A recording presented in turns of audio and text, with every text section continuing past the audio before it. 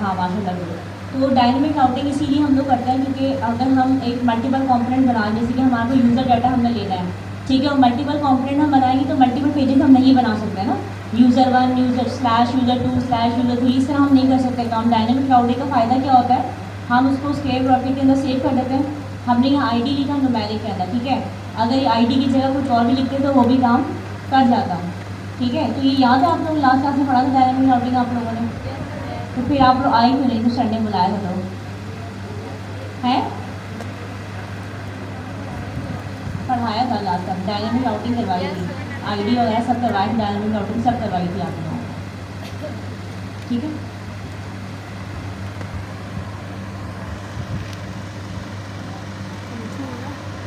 Thank you very much, Sarfraz bhai, for coming and explaining. And the thing is कि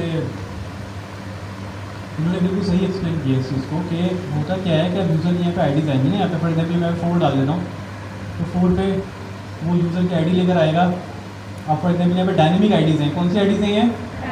500 आएगी तो 500 आएगी। अब एक काम करते हैं ना, यहाँ पे इन्होंने माय नेम इज़ सरफराज लिखा हुआ है, हम लिखते हैं माय आईडीज़, और आईडी के अंदर हमें आईडी मिलेगी कहाँ से? बिल्कुल खामोश, जिससे पूछूंगा बताएंगे। मैडम रैंडमली पिक करना है किसी भी गन सेक्शन में। हाँ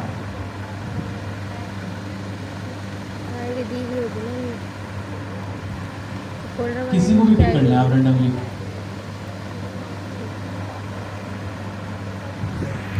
पिंक स्कार्फ पिंक अबाया साहब, इनका नाम मैं जानता हूँ, ये क्वार्टर 1 की स्टूडेंट है, इनका नाम है मैमुना। मैमुना आईडी कहाँ से मिलेगी?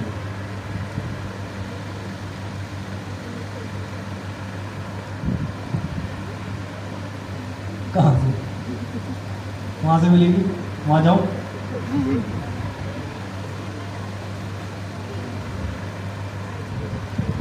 कहाँ से मिलेगी आईडी? यहाँ से मिलेगी, यहाँ से मिलेगी। कंपोनेंट के बाद कैसे पता चलेगी उसको आईडी मिल रही है? हमें आईडी भी तो चाहिए ना, पर जो यूज़र दे रहा है वो आईडी में कंपोनेंट तक चाहिए, वो कैसे मिलेगा? अरे आपका नाम मैमुना नहीं है भाई, थोड़ा सबर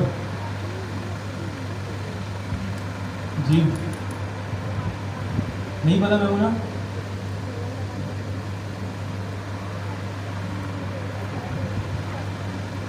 कहाँ से मिलेगी? अच्छा एक काम करते हैं, यहाँ पे ना की बनाते हैं प्रॉक्स के नाम से, यहाँ पे एक वैल्यू पास करते हैं प्रॉक्स, ठीक है, प्रॉपर्टीज़, और इसको कंसोल लॉग कराते हैं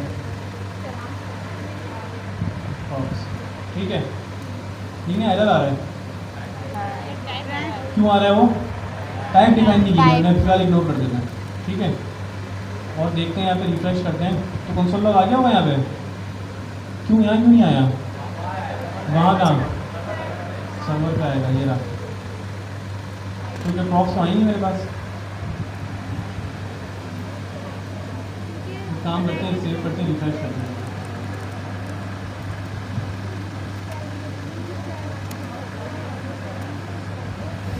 आ गई प्रॉक्स?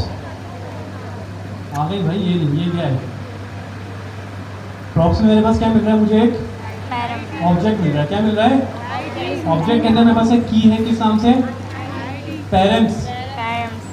पेरेंट्स के अगेंस्ट में एक और ऑब्जेक्ट है। पेरेंट्स के अंदर क्या है? की है, उसके अगेंस्ट में एक और ऑब्जेक्ट है, उस आईडी, उसकी क्या है? की आईडी, और आईडी के अंदर उसकी क्या पड़ी हुई है? वैल्यू, जो मैं कहाँ से पास कर रहा हूँ? यहाँ से आईडी पास करता हूँ मैं यहाँ पे 6000। क्या पास करता हूँ?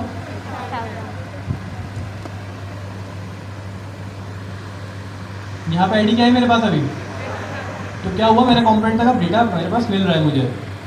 All clear? जो डायनेमिक आईडी पर से आई है मुझे मिल रही है। अब इससे मैं कर क्या सकता हूँ? इससे मैं ये कर सकता हूँ कि जो मेरे पास आईडी आ रही है, कैसे होगा?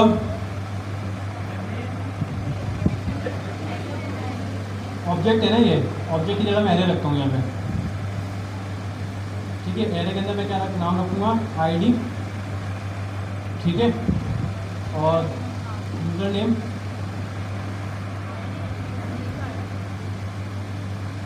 ठीक है। एक हो गई मेरे पास। दूसरा आईडी क्या रख दूँ? यूजर नेम ठीक है,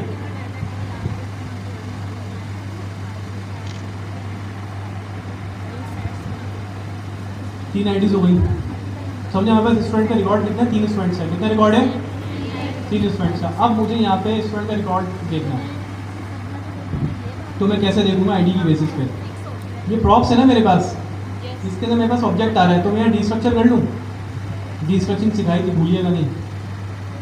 क्या सिखाई थी, Q1 में डी स्ट्रक्चरिंग सिखाई गई थी। ऑब्जेक्ट से अगर डेटा निकालना हो तो कैसे निकाल सकते हैं, आप लोगों को भी याद आ जाएगा। ऑब्जेक्ट बनाते थे, ऑब्जेक्ट फॉर एग्जाम्पल यहाँ पे प्रॉप्स के नाम से पूरा ऑब्जेक्ट आ रहा है मेरे पास, ठीक है। इस ऑब्जेक्ट में से अगर मुझे कोई की निकालनी हो तो मैं क्या करूँगा, यहाँ पे पेरेंट्स लिख दूंगा खाली यहाँ पे, सिंपल। तो क्या होगा कि इस ऑब्जेक्ट में से पेरेंट्स मेरे पास मिल जाएंगे बस। या दूसरा तरीका क्या था, प्रॉप्स डॉट पेरेंट्स करता मैं, कहाँ पे नीचे कंसोल लॉग कर रहा होता। अगर मैं पेरेंट्स को यहाँ पे कंसोल लॉग करूँ यहाँ पे इस वक्त, तो आप देखिएगा मेरे पास पेरेंट्स में क्या आ रहा है।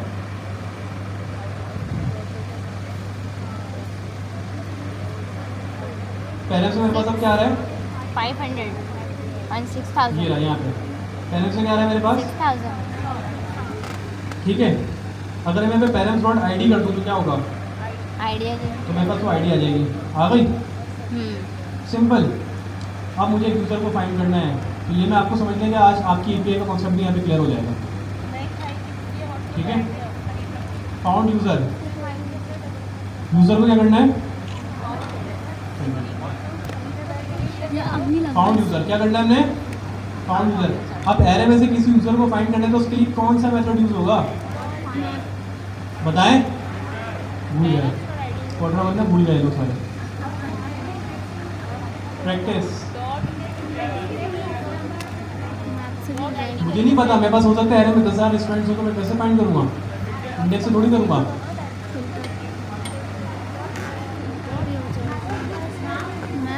जी भाई, ये एरे का मेथड होता है फाइंड का, याद आया। फाइंड मेथड क्या काम करता था, यूजर्स डेटा पे जाऊंगा मैं,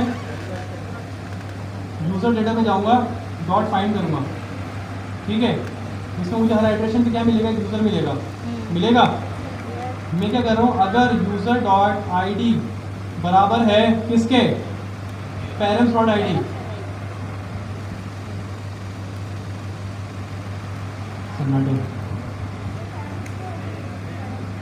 पेरेंट्स की आईडी मेरे पास कहाँ से आ रही है, यहाँ से आ रही है, कहाँ से आ रही है, URL। ठीक है।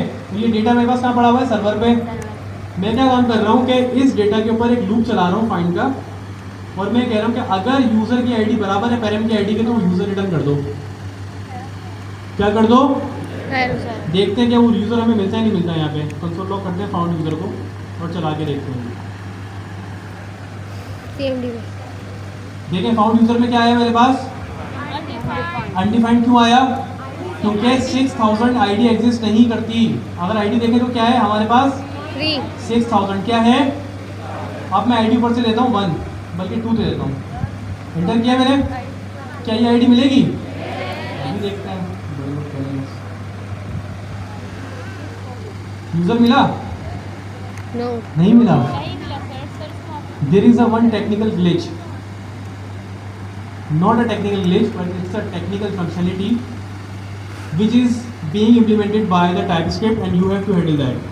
And what is that, data type, data type का इशू है। आप अगर गौर से देखें ना, जो पेरेंट्स में जो डेटा मिल रहा है ना हमें, ये रहा, वो स्ट्रिंग के अंदर है, किसमें, स्ट्रिंग। और जो हमारे पास डेटाबेस में डेटा है वो किसमें, नंबर। तो हमने ट्रिपल इक्वल्स टू लगाया है, ये टाइप चेकिंग भी कर रहा होगा, दोनों ठीक है, लेकिन एक नंबर है दूसरी क्या है, स्ट्रिंग है। तो क्या हुआ यहाँ पे, उसने बोला है ही नहीं, तो इसका तरीका क्या है, स्ट्रिंग कर दे, एक इक्वल हटा देते हैं, अब मिलेगा डेटा, पक्की बात है। यूजर मिल गया, मिल गया। अब क्या करना है कि माय यूजर नेम इज, क्या करूँगा फाउंड यूजर के अंदर, found user dot user name, ठीक है, फाउंड यूजर डॉट ये जो आप क्वेश्चन मार्क देख रहे हैं ना, ये मतलब वेबसाइट खोलेंगे उसकी और आप डायनेमिक राउटिंग के पेज पर जाएंगी। जब आप डायनेमिक राउट के पेज पर जाएंगे, मैं अभी यहाँ पे करने के लिए वो दिखा भी देती हूँ, ताकि जब आप घर में प्रैक्टिस करें तो आपको याद रहे कि आपने क्या प्रैक्टिस करनी है और कितनी प्रैक्टिस करनी है। Just give me 1 minute.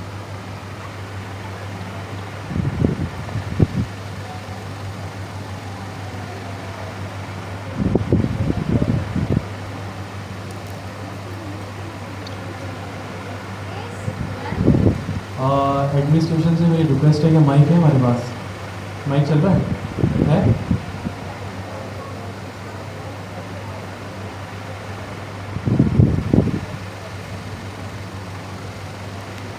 अगर चल रहा है तो ज़रा बताइएगा।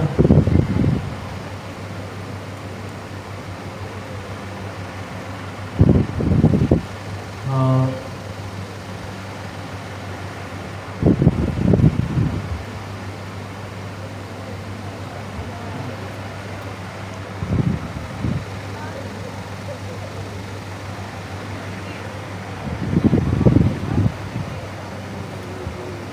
ठीक है। अच्छा, अब आप लोग देखें यहाँ पे डायनेमिक क्लाउड्स पे आप लोग जाएंगे।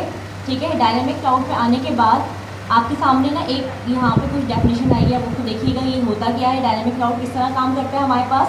ठीक है, when you don't know the exact segment names ahead, यानी अभी हमने क्या देखा, हमें नहीं पता कि यूज़र की आईडी क्या है या यूज़र का नाम क्या है, हमें एग्जैक्ट डाटा नहीं पता। लेटर ऑन वो डाटा हमारे पास क्या होगा, ऐड ऑन होगा। ठीक है, तो जब हमें डाटा नहीं पता लेकिन हमें पता है कि हमें यहाँ पे 500 यूज़र क्रिएट करने हैं, जैसे फॉर एग्जांपल अब जब हमारी क्लास डिसाइड हो रही है यहाँ पे, तो हमें पता है कि 1500 स्टूडेंट हमने यहाँ पे क्या करने बनाने हैं, यानी कि 1500 स्टूडेंट की क्लास की स्ट्रेंथ यहाँ पे होगी। लेकिन क्या मुझे ये पता है कि आप लोगों का नाम क्या होगा, या मुझे ये पता होगा कि आप लोगों के आईडी नंबर्स क्या होंगे? डेफिनेटली नहीं पता होगा ना मुझे ये चीज़। लेकिन मुझे ये पता होगा कि मेरे पास जो यहाँ पे सीटिंग अरेंजमेंट है वो कितनी है, यहाँ पे 1500 की सीटिंग अरेंजमेंट है। तो यानी कि आपके पास जब आपको एग्जैक्ट सेगमेंट ना पता हो, नेम्स ना पता हो, आईडी ना पता हो, तो फिर आप क्या क्रिएट करते हैं वहाँ पे, डायनेमिक डाटा क्रिएट करते हैं। ठीक है, डायनेमिक समझ आ रहा है आपको, डायनेमिक से क्या क्या निकलता है, क्या वो हो रहा है, एक्सप्लोर क्या चीज़ करें डायनेमिक से आप। डायनेमिक मीन्स मल्टीपल, ऐसा ही है ना।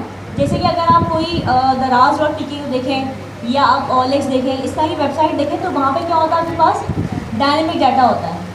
क्यों? क्योंकि आपके पास अगर एक चीज़ भी आपको लेनी है वहाँ पे, तो आपके पास मल्टीपल ऑप्शन आ जाते हैं वहाँ पे, ऐसे ही है। और अगर आपको जो है फिर आप वहाँ से डिसाइड करते हैं कि हमने कहाँ जाना है, तो इस तरीके से आप क्या करते हैं, डायनेमिक डाटा क्रिएट करते हैं। कब? जब आपको पता होता है कि हमारे सेगमेंट मतलब कितने सेगमेंट होंगे, लेकिन उनके नाम क्या होंगे, आईडीज़ क्या होंगे। यहाँ तक क्लियर है आप लोगों को कि डायनेमिक यूज क्यों करते हैं, डायनेमिक राउट्स हम?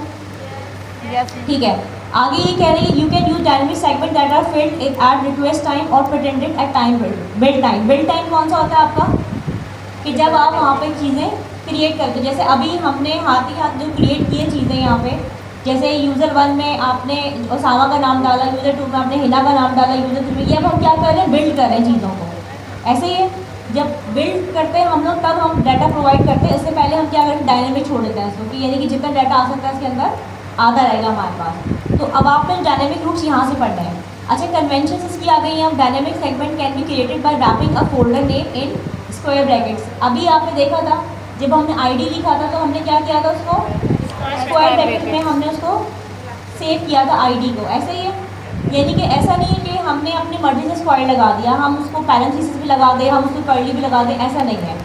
आपके पास जो कन्वेंशन है वो सामने है। कन्वेंशन क्या होती है कि जो जिस तरह आप उससे काम करता है, ठीक है, वो आपकी कन्वेंशन कहलाती है कि जो तरीक़ेकार है आपका काम करने का। अब यहाँ पे आप आते हैं कि dynamic segment are pass as the params prop to layout page और राउट। अभी आपने देखा कि हमने जब page.ts का पेज बनाया, page.ts से जब हमने पेज बनाया तो वहाँ पर हम डाटा कहाँ से गेट किया, पैरम से किया। इससे पहले हम कहाँ से डाटा गेट कर रहे थे, प्रॉप से कर रहे थे। प्रॉप पहले कहाँ पे यूज़ हो रहा था हमारे पास, React.js में यूज़ हुआ था प्रॉप्स। आप लोगों ने जब React.js की टू डू लिस्ट बनाई थी तो आपको याद है प्रॉप्स का इस्तेमाल किया था आपने, किस किस ने बनाई टू डू लिस्ट,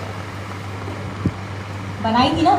तो इसका मतलब आपने प्रॉप्स का इस्तेमाल भी किया होगा, यस और नो, ठीक है ना। लेकिन अब हम किसका इस्तेमाल कर रहे हैं यहाँ पे, पैरम्स का यूज़ करें। Next.js में हम डाटा कहाँ से गेट करते हैं, पैरम्स में। अब मुझे बताइए, सर ने बताया पैरम्स कौन सी जगह है, तो वो कौन सी जगह है जो पैरम्स में डाटा सेव होगा और आपके पास आएगा? पॉइंट का लास्ट पेरेंट्स पैरम्स कौन सी जगह है? डेटाबेस है ना।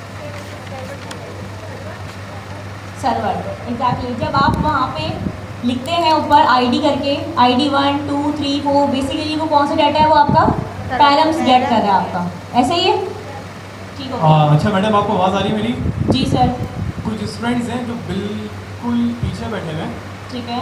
और ये सारी चीज़ यहाँ पे खाली छोड़ के, तो मेरे ख्याल से वो शायद कुछ ज़्यादा उनको समझ में आ रहा है, कुछ पूछ लेते हैं। बिल्कुल पूछ लेते हैं। पूछ लेते हैं ना उनसे। जी जी। ये देख, अस्सलाम वालेकुम मैडम, क्या नाम है आपका?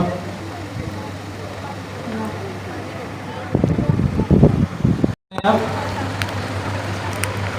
एंटर किया, आ गया, लेकिन अगर मैं यहाँ पे 5 कर दूँ तो यहाँ पे क्या आने वाला है? 5 या 5000 ब्लैंक आ रहा है ना? जी। यूजर को भी ये चीज़ दिखा सकते हैं हम। यहाँ पे कंडीशनल रेंडरिंग करवाएंगे। क्या करवाएंगे? टर्नरी ऑपरेटर से। वो कैसे करवाएंगे? अगर यूजर नेम मौजूद है तो क्या दिखा दो? Found user name, user dot user name, ठीक है। वरना क्या दिखा दो? Not found. क्या दिखा दो? Not found. पढ़ा था ternary operator? Yes sir. Ternary operator पढ़ा था। ये कौन सा ऑपरेटर है भाई? आप सेकंड क्लास में, सेकंड क्वार्टर में ये मत कहिएगा सर टर्नरी नहीं पता हमें, ठीक है? तो जिसको नहीं पता वो ना करवाना, टू बी ऑनेस्ट। आ जाए ज़रा। नॉट फाउंड आ गया? Yes sir. अब यहाँ पे हम दोबारा करेंगे, for example 4। Make sense? Easy हुआ? क्लियर हुआ? समझ में आ गया? This is how dynamic routing works. तो डायनेमिक राउटिंग की बेसिस पे आप इस तरीके से बैकएंड से डेटा उठा के लाते हैं। यहाँ पे हमारे केस में यूजर डेटा है, हो सकता था ये डेटाबेस होती है, वहाँ से बात करते भी, वहाँ से डेटा लेकर आते हैं। क्लियर हो गया? कोई कंफ्यूजन?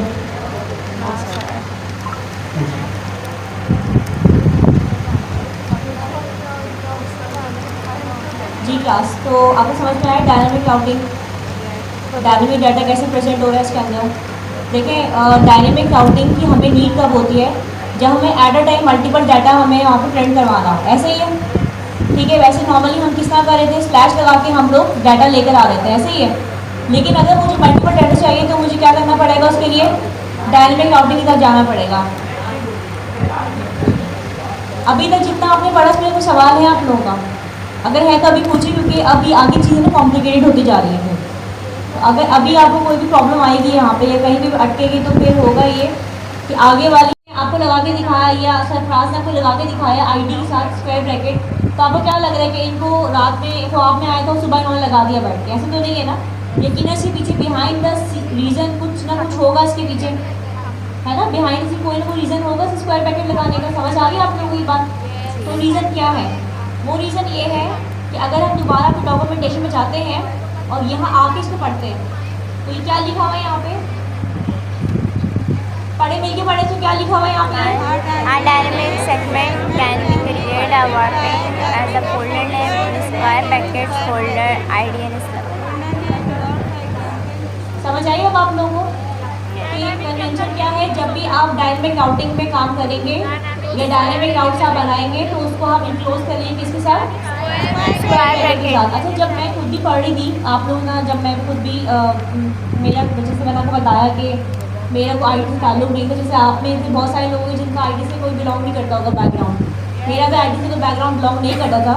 और जब मैं चीज़ें पढ़ती थी या मेरे टीचर पढ़ाते थे तो मैं बहुत कंफ्यूज होती थी कि ये कैसे पढ़ा रहे हैं, मतलब इनको कैसे पता हो, ये बात मुझे कैसे पता चलेगी? तो बेसिकली होता ये है कि हम जब डॉक्यूमेंटेशन पढ़ते तो मुझे मेरे माइंड में कहीं ना कहीं सवाल होता था, तो इसीलिए मैं आपको दोबारा से जो है पूरा डॉक्यूमेंटेशन से पढ़ा रही हूँ, ताकि अगर आपके माइंड में कहीं ना कहीं सवाल है कि ये हो कैसे रहा है और ये आ कहाँ से रहा है, ऐसा तो नहीं कि संडे अपनी मर्जी से लगा दिया स्क्वायर ब्रैकेट और हम नेक्स्ट टाइम लगाते चले जाए जी स्क्वायर ब्रैकेट लगा डायनेमिक राउटिंग, लेकिन आपको उसका बैकग्राउंड ही ना पता हो और फिर जब आपसे कोई सवाल करे तो इंटरव्यूअर तो आप बोले जी मुझे तो पता नहीं, चूँकि हमारे संडे लगाया था तो इसलिए हम भी लगाते हुए आ रहे हैं, ठीक है?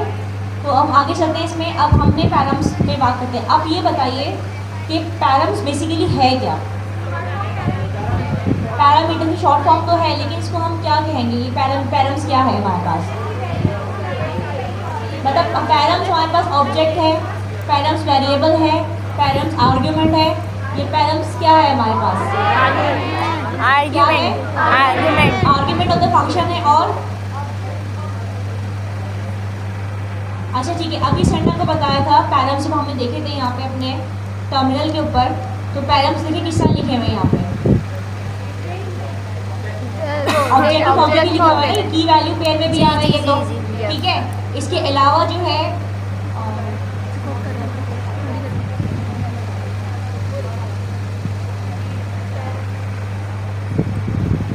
अगर आप यहाँ पे भी देखें जो हमने यहाँ डाटा बनाया यूजर डाटा का, वो भी हमने किस में दिया है? की वैल्यू पेयर में दिया ना, ऑब्जेक्ट में दिया हमें डाटा भी यहाँ पे।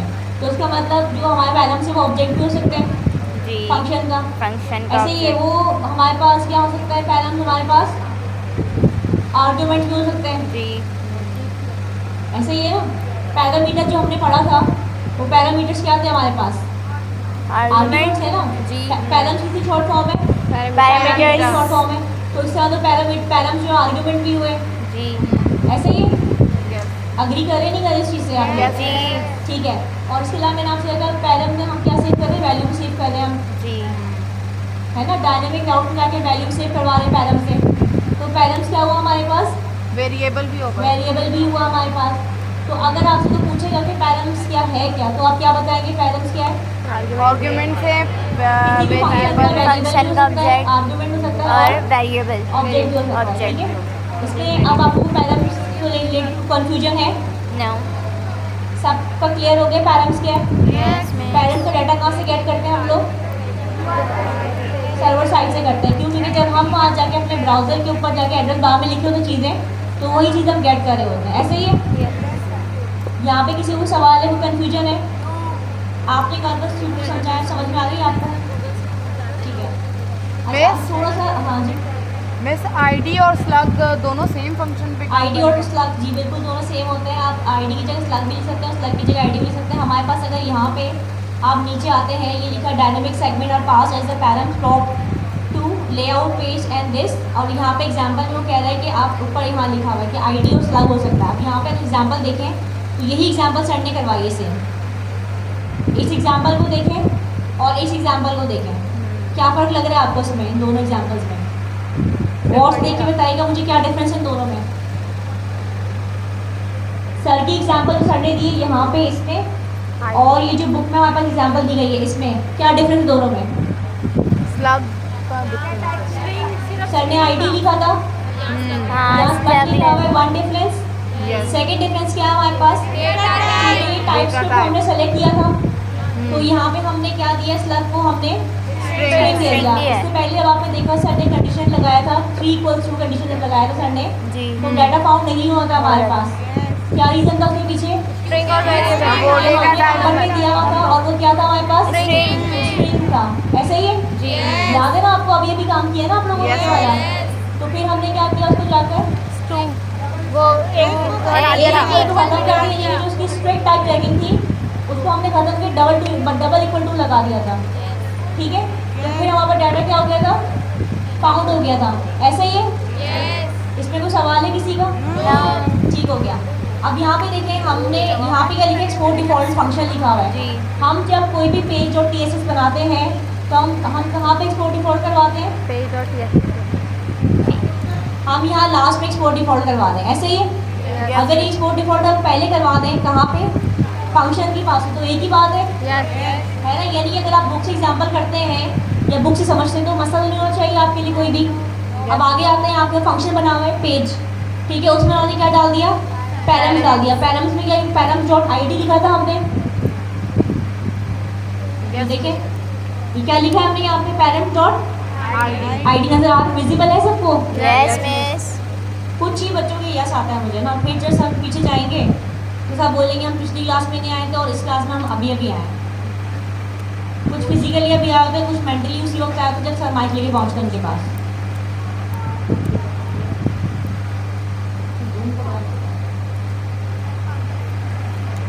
इस तरह जूम होगा तो हमारे सिस्टम से बाहर आ जाएंगी चीज़ें। तो हमने यहाँ पे क्या यूज़ किया हुआ था? पैरम्स डॉट ID यूज़ किया हुआ था। अब यहाँ पे छोटा सा हमने आपको एग्जाम्पल बना के दिखाइए। बुक में आपको 2 लाइन से एग्जाम्पल एग्जांपल दी गई थी है 1 लाइन की। अब यहाँ पे आपको सर ने जो एग्जांपल दिखाई है वो आपको उन्होंने मल्टीपल लाइन्स एग्जांपल आपको दिखा दी ताकि आपका जो कॉन्सेप्ट डायनेमिक राउटर को लेके वो क्लियर हो जाए। ठीक है, यहाँ पे हमने क्या किया, एक फंक्शन बनाया। ठीक है, फंक्शन बनाने के बाद हमने पैरेंट्स कर दिए। यहाँ पे रेड क्यों आ रही है? Data type not given type define नहीं है। की है। ठीक है, लेकिन फिर रिजल्ट आ रहा है हमारे पास। और लेकिन वो हाईलाइट कर रहा है कि आखिर में जाके बिल्ट टाइम है वो इशू कर सकता है हमारे पास। तो हमें टाइप सेटिंग हमें यहाँ पे क्या करना है, डेटा टाइप प्रोवाइड करनी है। ठीक है क्या? स्क्रिप्ट उसको इम्प्लिसिटली आपके पास क्या आ सकता है? अब यहाँ पे सर ने 2 चीज़ें की हैं। एक तो डायरेक्ट सर ने पहले कंसोल करवा दिया आपको ताकि पता चलता है आपके पास हमारे पास कहाँ वो जो हमारे क्लाइंट साइड जो डाटा आ रहा है हमारे पास वो कौन सा डाटा आ रहा है हमारे पास। जैसे ID1, ID2, ID3, ID4 जब हमने किया था। जी हाँ,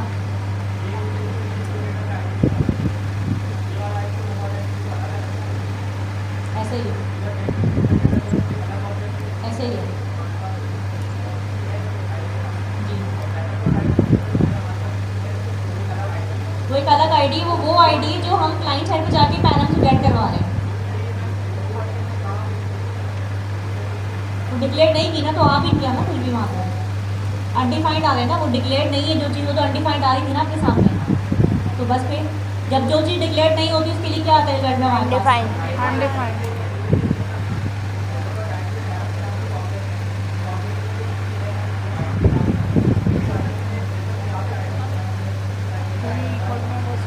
ठीक है।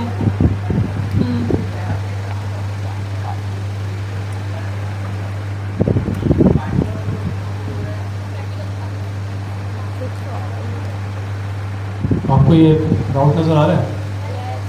कोने में क्या लिखा हुआ है सबसे लास्ट में? तो ये हमने क्या किया?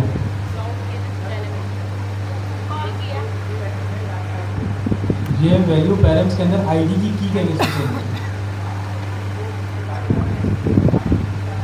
By default.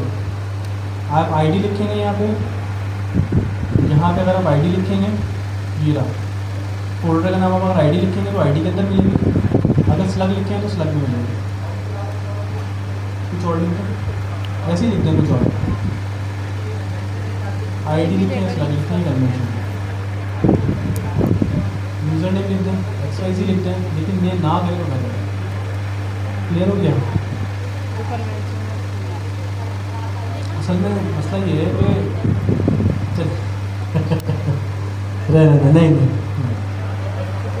नहीं लोगों की मोटिवेशन को ब्रेक नहीं कर सकते।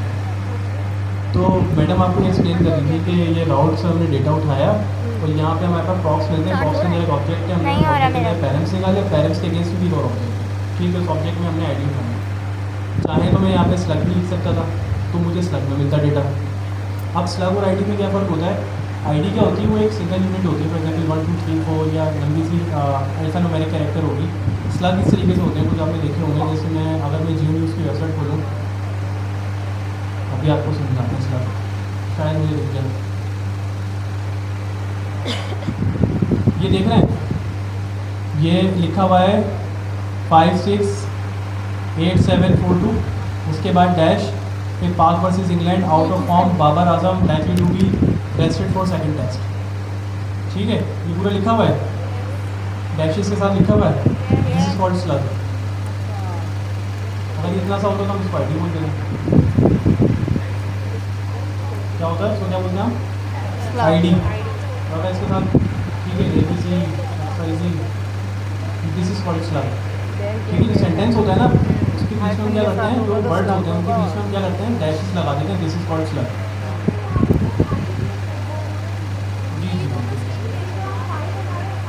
आईडी दे रहे हैं उसमें, एक देंगे बिल्कुल। कन्वेंशन है आपकी समझने के लिए, आप कान यहाँ से पढ़ रहे हैं, यहाँ से, दोनों आपके काम है। ठीक है,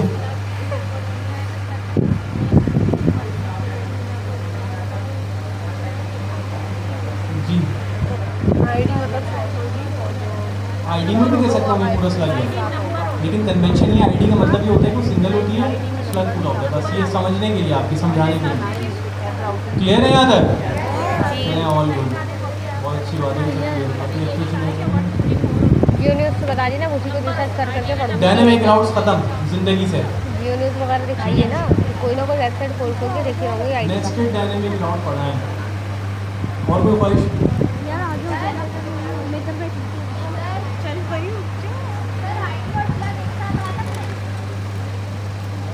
ऐसा कैसे हो सकता है? सीधा और उल्टा कान दोनों एक साथ आ सकते हैं? बताएं बताएं, आप बताएं, सोच के बताएं। तो वो हो सकता है, उसको पूरे उन्होंने स्लग बनाया हुआ है ना, आप उसको स्लग ही बोलेंगे, आईडी तो नहीं बोलेंगे ना उसको आप।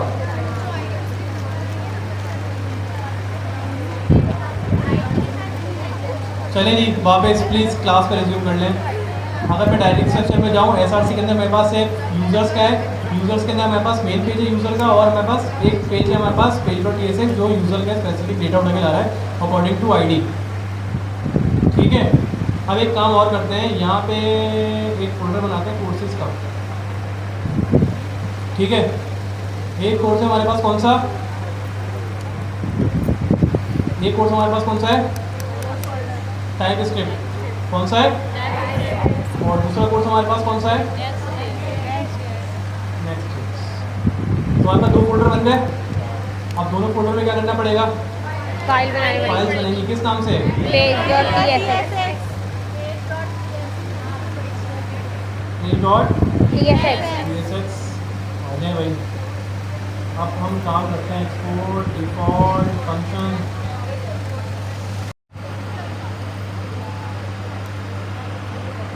ठीक है, ये भी सही है, एक ही बात है ना। ठीक है, यहाँ पे हम क्या करेंगे, रिटर्न करवा देंगे, this is next, yes, fine. अब एक और हम बनाते हैं टाइपस्क्रिप्ट के अंदर, लिखने में कॉपी कर देता हूँ पूरा ताकि मुझे लिखने में कॉपी हो।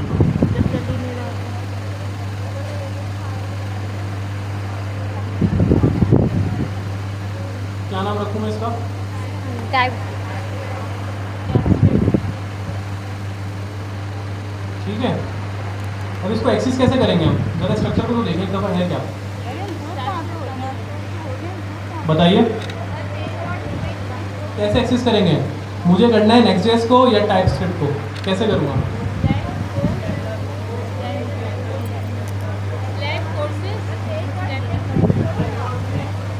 भाई मुझे यहाँ पे, अगर मैं यहाँ पे लिखूँ डायरेक्ट यहाँ पे फॉर एग्जांपल, क्या करूँगा, कोर्सेस, लेकिन कोर्सेज पर अगर मैं एंटर करता हूँ तो मेरे पास 404 आ रहा है, नॉट फाउंड। तो कोर्सेज के अंदर मेरे पास क्या है, कौन सा है, टाइपस्क्रिप्ट और दूसरा टाइपस्क्रिप्ट करते हैं। ठीक है, मैं टेक्स्ट में करता हूँ।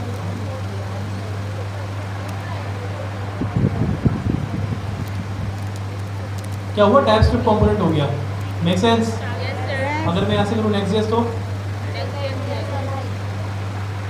राउटिंग समझ में आ रही है। अब हमारे से दो फायदे हो गए कि कोर्सेज के अंदर हमारे पास पड़े हुए नेक्स्ट.जेएस और टाइपस्क्रिप्ट के कंपोनेंट्स, हमें जो भी कोर्स की डिस्प्ले इन्फॉर्मेशन करनी होगी वो कहाँ करेंगे, हम यहाँ पे करेंगे अंडर द कोर्सेज। इससे क्या हुआ कि हमारा कोड ऑर्गेनाइज हो गया, कैसे, क्योंकि कोर्सेज के अंदर पड़ा हुआ है। लेकिन अगर मैं बोलूँ कि मुझे कोर्सेज के बगैर ही दोनों पेजेस दिखाने हैं तो मैं क्या करूँगा, लेकिन मुझे कोर्सेज के फोल्डर में भी रखना है, डायरेक्टरी स्ट्रक्चर इससे ऐसा रखना है ऐसा, क्योंकि मुझे ग्रुपिंग करके डेटा को रखना है अपने पास, ताकि मैं कोई और डेवलपर आके देखे 1 महीने बाद देखो अच्छा कोर्सेज के अंदर सब डेटा पड़ा। तो कैसे करेंगे, कौन कह रहे हैं, आप कह रहे हैं, क्या नाम है, अयान, पूरा नाम अयान अहमद, एज 14 ईयर्स, नेक्स्ट.जेएस 14 और 14 ईयर्स एज। क्लैप करने हैं आपके लिए।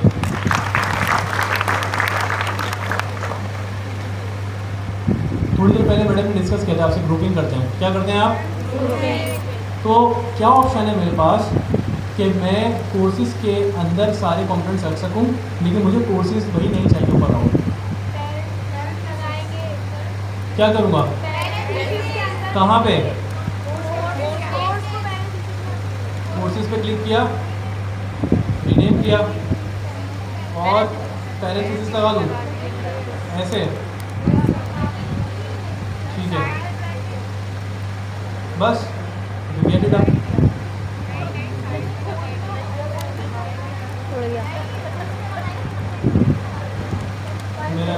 मेरी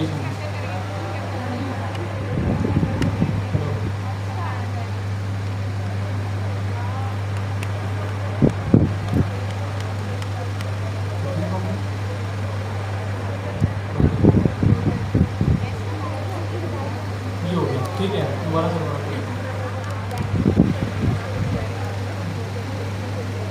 जी बताइए, तो ये मेरे पास कोर्सेज के ऊपर मैंने क्या किया, तो does it gonna work? Ayaan ये काम करेगा जी? हाँ, ग्रुपिंग का काम करेगा ये। अच्छा, आप करना क्या है यहाँ पे आगे? फॉर्मेट जरा आप फॉर्मेट देख लीजिए, कंपाइल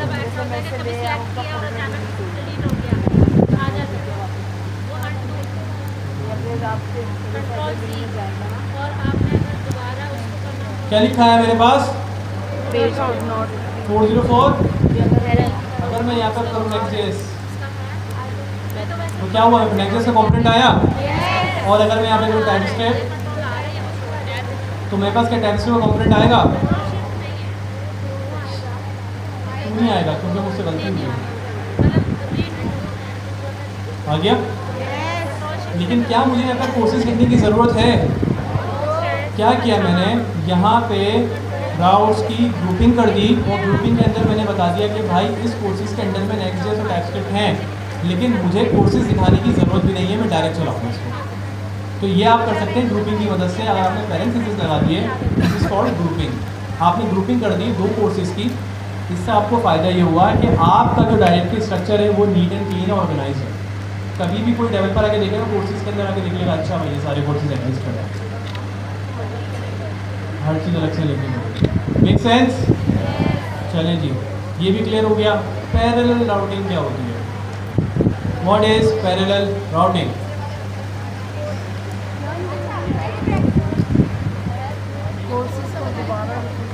जी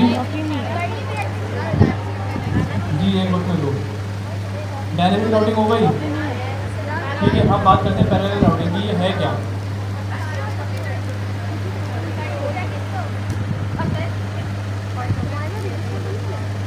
ये पढ़े पहले।